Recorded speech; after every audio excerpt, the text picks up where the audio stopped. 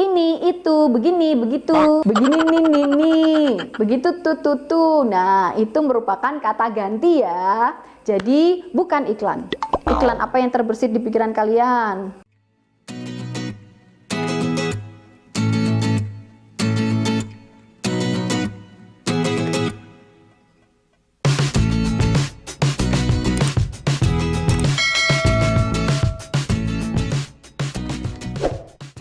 Assalamualaikum warahmatullahi wabarakatuh. Salam sejahtera bagi kita semua.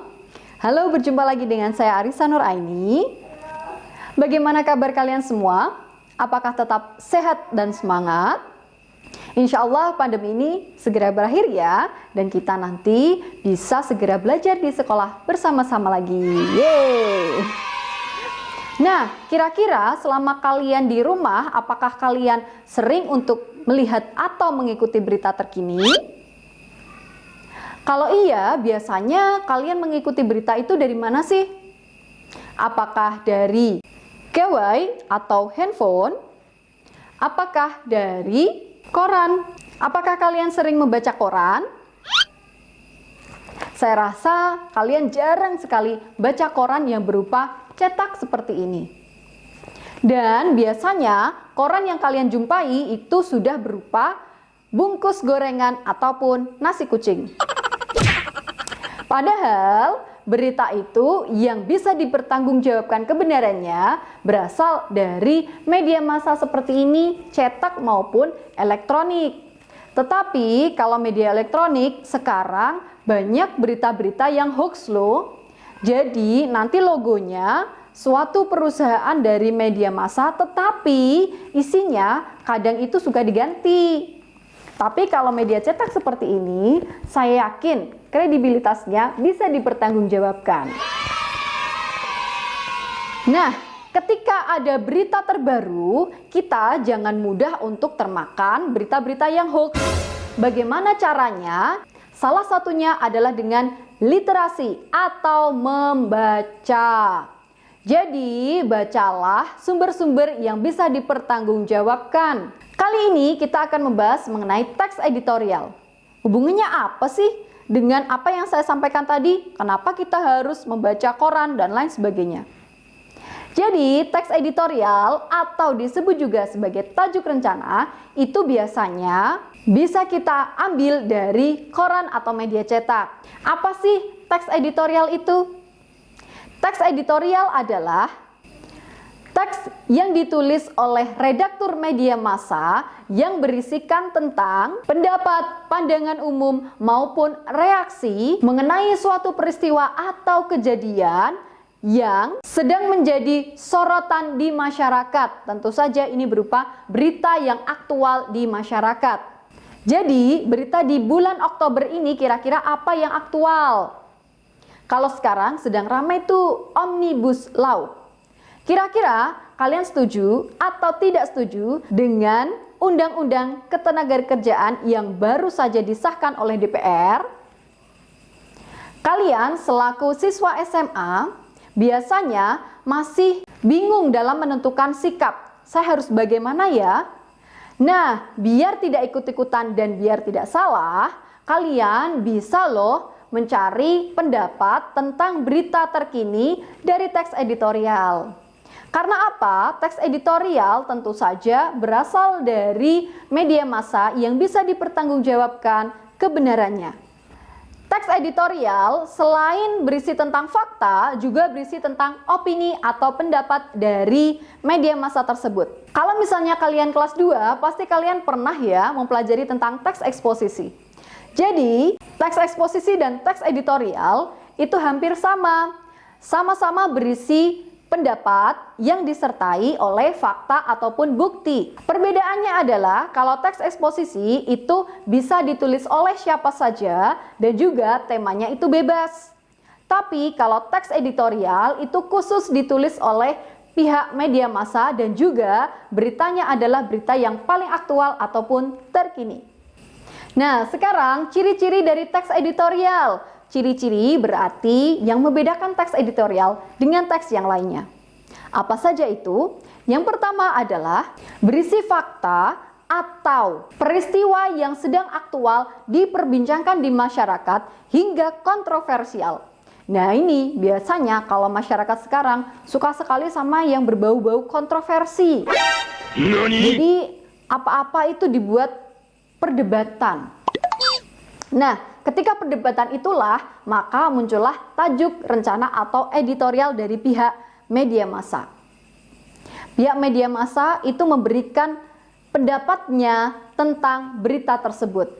Jadi, kalau berita yang aktual dibahas itu kan enak ya, tidak expired atau tidak kadaluarsa. Sesuatu yang kadaluarsa itu pasti tidak enak, termasuk berita. Kemudian, ciri yang kedua adalah berupa opini atau pendapat dari media massa terhadap berita yang sedang aktual tersebut. Jadi, pihak media massa memberikan pendapatnya, bagaimana sih posisi dia, mendukung atau tidak mendukung. Kalau mendukung, alasannya apa? Kalau tidak mendukung, alasannya apa? Dan pendapat dari media massa bisa kok kalian jadikan pertimbangan untuk mengambil sikap atau langkah selanjutnya. Saya harus bagaimana terhadap berita ini? Jangan asal ikut-ikutan sama orang yang mungkin suka menyebar hoax atau kurang kompeten di dalam berita tersebut.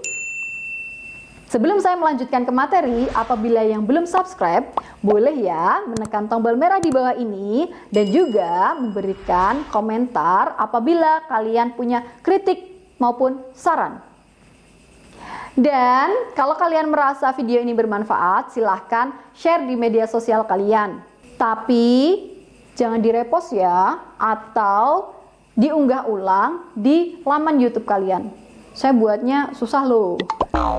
Ciri yang ketiga adalah memiliki kritik, apresiasi, prediksi maupun harapan dari pihak media massa terhadap berita tersebut. Mungkin harapan terhadap pemerintah seperti apa, harapan kepada masyarakat seperti apa. Jadi, media massa bisa menjembatani harapan-harapan dari berita-berita yang sedang terjadi. Kemudian, ciri yang keempat adalah terdapat saran atau rekomendasi yang akhirnya menjadi solusi. Bagaimana sih seharusnya kita sebagai masyarakat maupun pemerintah nanti mengambil sikap ataupun langkah. Jadi di teks editorial ini, harapan dari media massa tentunya menyampaikan aspirasi mereka dan juga memberikan pedoman untuk bertindak terhadap masyarakat maupun pemerintah. Nah, sekarang struktur dari teks editorial. Karena hampir mirip dengan teks eksposisi, maka strukturnya juga sama loh. Struktur yang pertama adalah tesis atau pengenalan isu. Di bagian ini mengenalkan tentang gambaran umum mengenai isu yang akan dikomentari. Misalnya tentang Omnibus Law. Apa ya itu Omnibus Law? Kenapa kok disebut bus ya? Ada yang tahu nggak asal kata Omnibus Law? Nah, kemudian kenapa sih DPR mengetok palu kemudian mengesahkan UU Ketenagakerjaan ini di masa pandemi seperti ini? Kalian juga wajib tahu dari media massa yang fakta-faktanya itu akurat. Nah, di bagian tesis inilah kalian akan membaca gambaran umum tentang isu yang akan disampaikan. Kemudian struktur yang kedua adalah argumentasi atau penyampaian pendapat. Jadi inti dari teks editorial itu ada pada struktur yang kedua. Karena pada struktur kedua ini media massa menyampaikan pendapat mereka, tetapi tentu saja disertai bukti, data, dan fakta yang sesuai agar pendapatnya juga logis, masuk akal, tidak mengada-ada. Kemudian struktur yang ketiga adalah penegasan ulang, berisi tentang rekomendasi atau harapan mengenai berita yang dikomentari. Jadi di sini bisa menyampaikan harapan, kritik, saran ke depannya bagaimana agar berita ini tetap bisa disikapi dengan baik dan bijak. Setiap teks itu pasti punya ciri kebahasaan. Sama seperti teks editorial memiliki ciri kebahasaan. Yang pertama adalah banyak menggunakan kalimat retoris. Kalimat retoris tujuannya itu tidak benar-benar untuk bertanya, tetapi hanya untuk merangsang pembaca agar merenung lebih dalam tentang kondisi yang terkait. Contoh kalimat retoris adalah, DPR dibayar oleh masyarakat, bukan? Nah, kalau seperti itu kita harus merenungkan, atau DPR harus merenungkan, kalau mereka dibayar oleh rakyat, bagaimana sikap yang baik terhadap rakyat. Top. Kemudian, ciri kebahasan yang kedua adalah penggunaan kata-kata populer sehingga lebih mudah dicerna oleh masyarakat. Karena pembaca teks editorial itu tidak semuanya memiliki tingkatan keilmuan yang tinggi, maka tidak boleh menggunakan kata-kata ilmiah yang sulit. Contohnya, kalau misalnya menyebut beras, ya sudah beras, jangan disebut Oryza sativa. Kan nggak semua orang tahu atau paham Oryza sativa. Sama, kalau misalnya kalian ingin mengungkapkan pendapat kalian, maka ungkapkanlah dengan kalimat yang jelas. Jangan berbelit-belit ataupun menggunakan kata-kata yang sulit untuk dicerna oleh teman kalian. Kemudian, ciri kebahasan yang ketiga adalah banyak menggunakan kata ganti penunjuk yang menunjukkan waktu, tempat, maupun peristiwa.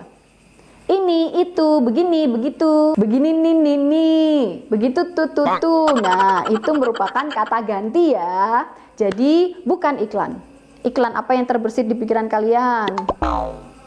Selanjutnya atau yang terakhir, ciri kebahasan yang keempat adalah banyak menggunakan kata penghubung atau konjungsi kausalitas atau sebab akibat. Contohnya, kata seperti, sehingga, karena, sebab, oleh karena itu, oleh sebab itu, dan masih banyak lagi.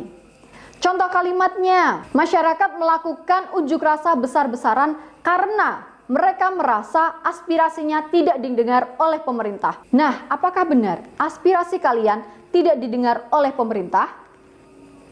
Pesan saya adalah, kalian sebagai generasi muda harusnya ketika menyampaikan pendapat pada pemerintah, boleh kok unjuk rasa, tapi jangan sampai merugikan masyarakat kecil. Biasanya unjuk rasa yang anarkis itu yang kesusahan malah masyarakat kecilnya juga. Aspirasi tidak tersampaikan, kerusakan terjadi. Kalau misalnya demo, jangan menggunakan senjata tajam, jangan melempar paving. Paving itu kan buat jalan, buat konstruksi bangunan. Jangan sampai kamu lempar ke kepala orang, kasihan. Demikian materi editorial dari saya. Apabila ada kesalahan, saya mohon maaf. Dan silahkan kalian bisa mengisi kolom komentar di bawah ini untuk memberikan saran, kira-kira video ini bagaimana? Ada kritikannya tidak? Atau kalian mungkin, Bu, besok bikin materi ini ya, saya belum paham nih. Insya Allah ya, nanti kita belajar sama-sama lagi. Terima kasih sudah menonton. Sampai jumpa. Wassalamualaikum warahmatullahi wabarakatuh.